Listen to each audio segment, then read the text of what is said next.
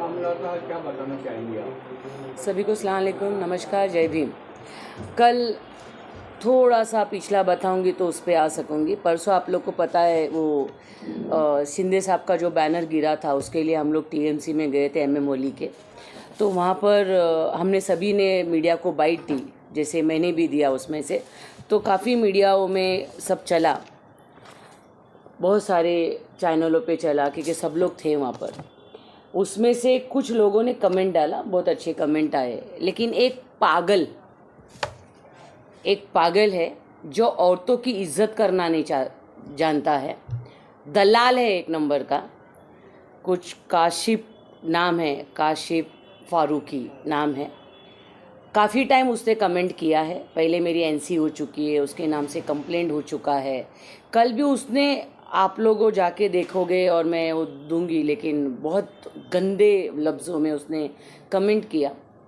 मैंने पुलिस को जाके बताया। जब कल एक्चुअल कोर्ट था, तो कोर्ट में मैं गई और मैं जब बाहर निकली तब मेरे को पता चला। तब मैं रात में, आप लोग को पता है, जैसे कि मैं पुलिस स्टेशन गई और मैंने दिखाया। उसके बाद एफआईआर हुआ उसके ऊपर 75/3, 78/2, 79, 356/2 ये धाराएँ उस पर लगी। मेरे सामने एक पुलिस ऑफिसर ने कॉल लगाया उसको, और उसको बोला गया कि आप पुलिस स्टेशन आओ।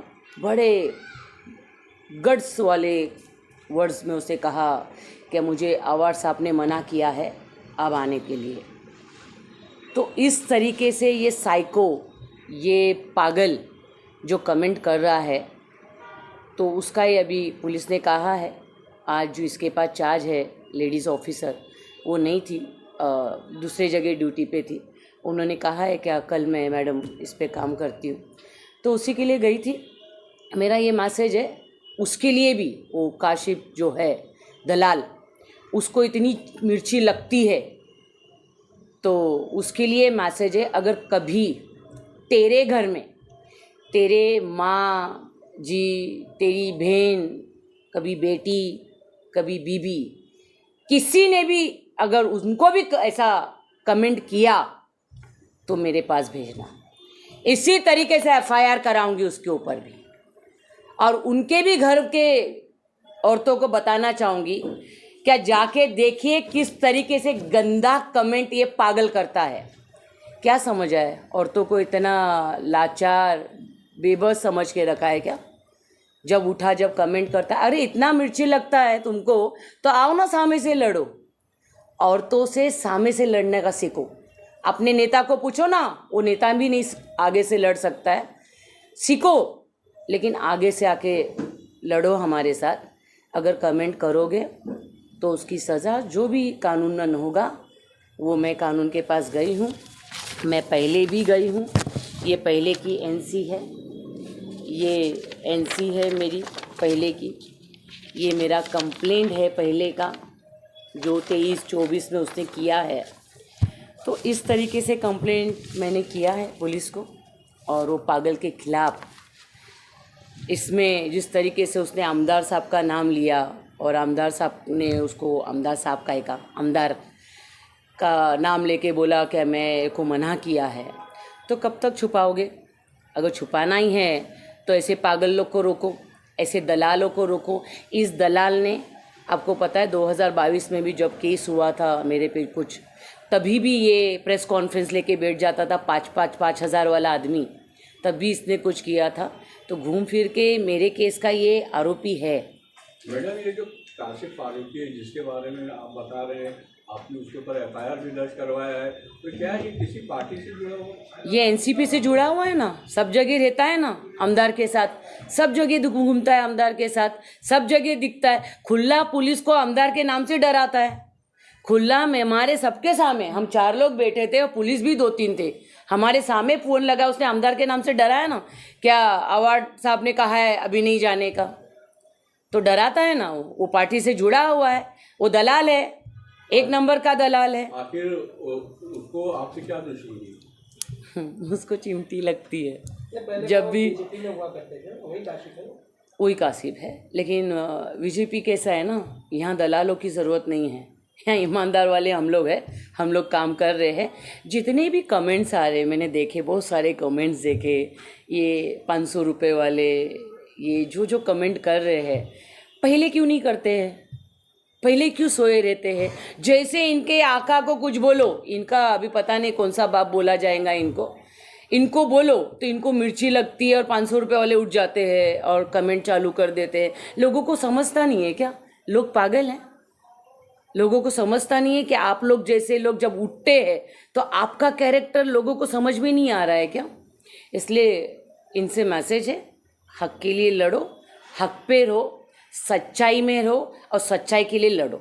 आप लोग जब भी उठोगे, ऐसा कमेंट करोगे तो लोगों को समझ में आता है। और ऐसा दलाल जो है ना, ऐसा दलाल है ना, ये दलाल है ना, इसको मैं बोल देती हूँ, इसका हरकत, अभी इसमें तो पनिशमेंट तो बिल्कुल मैं करवाऊंगी, लेकिन अगली बार किए ना तो तुम्हारे एरिया में आके ना मैं भी बताऊंगी क्या किस तरीके से औरतों पे इस तरीके से कमेंट करने का क्या होता है।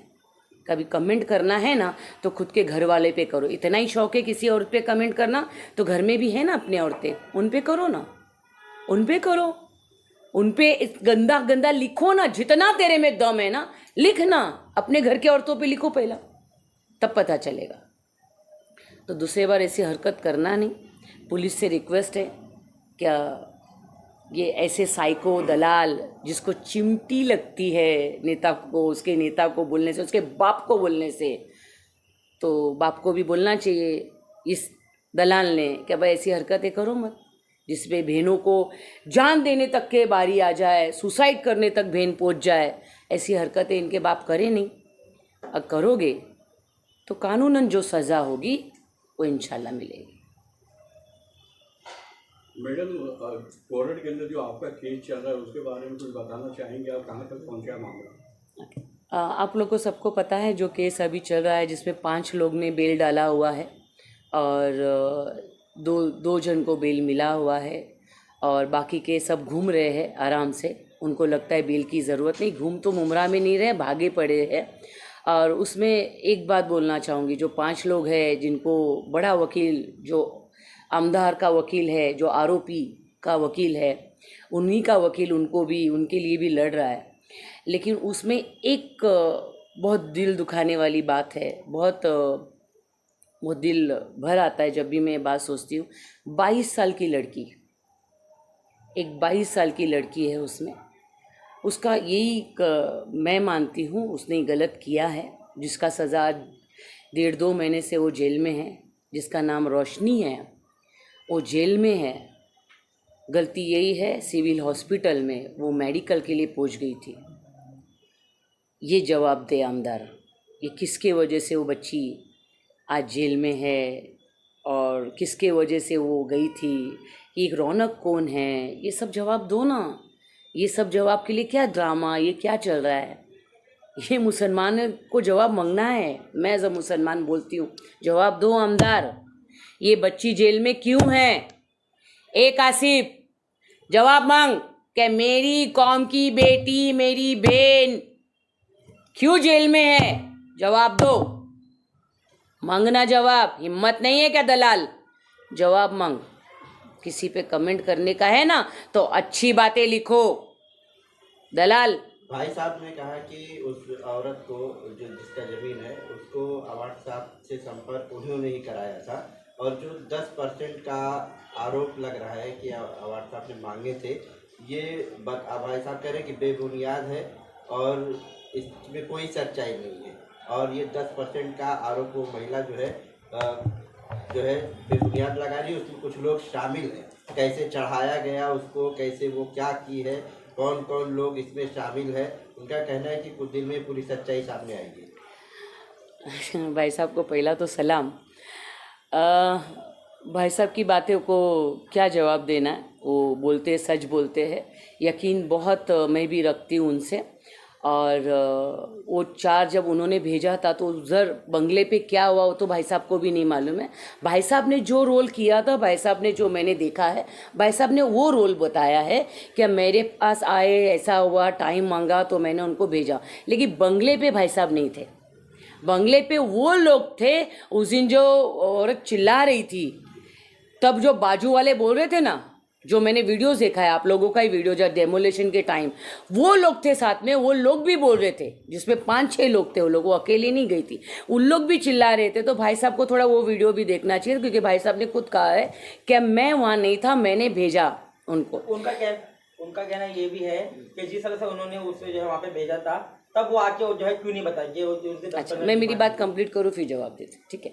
तो भाई साहब ने भेजा हुआ है उनको, तो भाई साहब उधर नहीं थे जब उन्होंने ये सब बातें की, जैसा हमने भी देखा है सारे चैनलों पे, टीवीओ पे चल रहा है।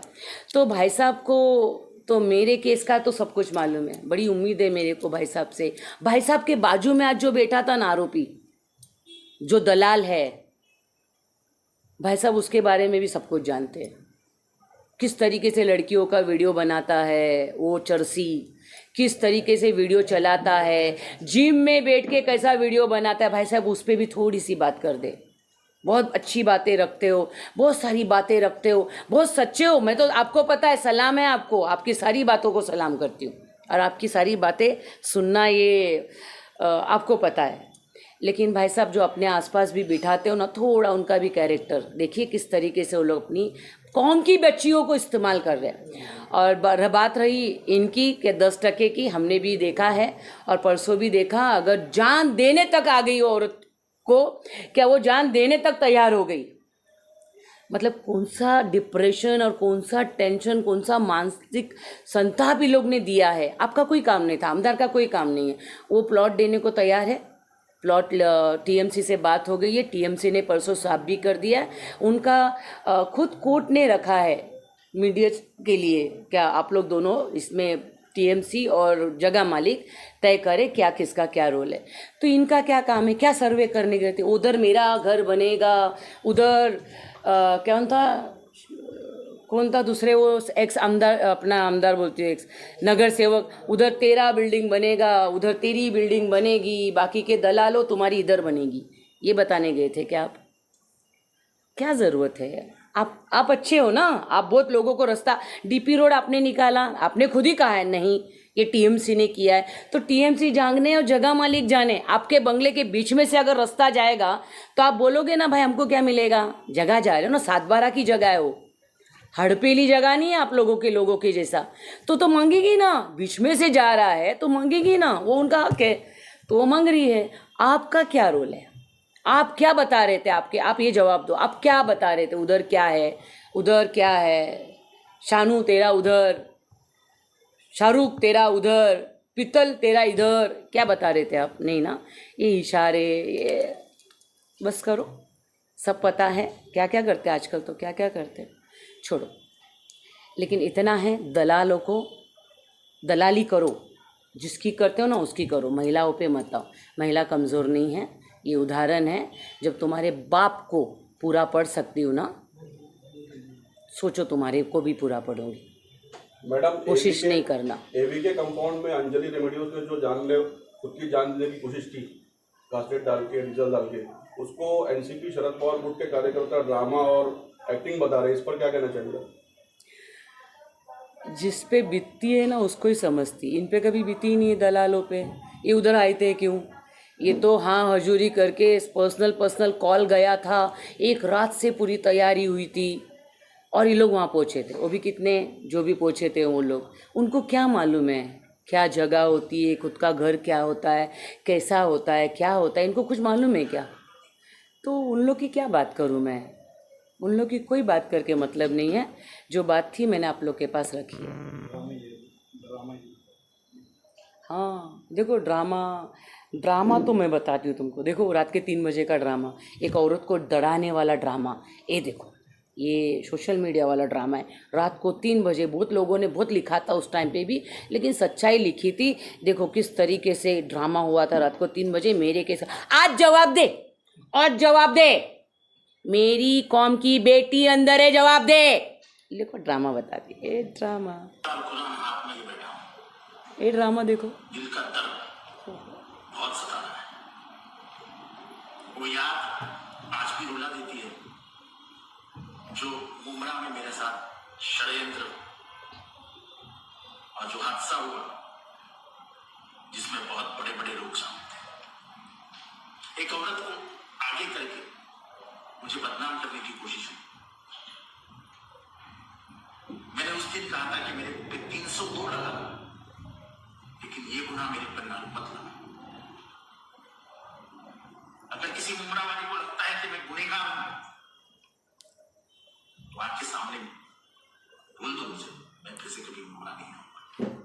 ये भेज दूंगी, आप लोग डाल देना, क्योंकि ड्रामा ये है। रात को 3 बजे वीडियो बनाना, आज करो ना, आज जवाब दो। ये जो उस टाइम का जवाब है, आज वो बच्ची का जो मैं पूछ रही हूँ जवाब दो।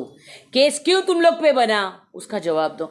ठीक है, ये सब बातें मैं वापस से करूँगी। हमारा 4 तारीख को फिर डेट है, मैं आप लोग को फिर से इंशाल्लाह बुलाऊंगी। लेकिन आज था ये दलालों पे। दलाल लोग कमेंट करना है ना, सामने आके करो। लंगड़े, हिम्मत है ना, सामने आके कर। औरत से आंख में आंख मिला के कर। कमेंट करना है ना, अपने घर के औरतों का पहला कमेंट करो, फिर देखो दूसरे आदमी लोग कैसा मजा लेते हैं उसका। दूसरी औरतों पे करना है तो लड़ने के लिए भी तैयार हो। लंगड़ा सुना ना, ज़्यादा नहीं। और साथ में जो भी दलाल लोग हैं उनको भी है, कमेंट करना है तो फेस करने के लिए तैयार रहना। मैं इस पे ही चलती हूँ। मैं कानून हाथ में ड्रामा करना और प्लानिंग करना, इस पे विश्वास नहीं करती। शुक्रिया।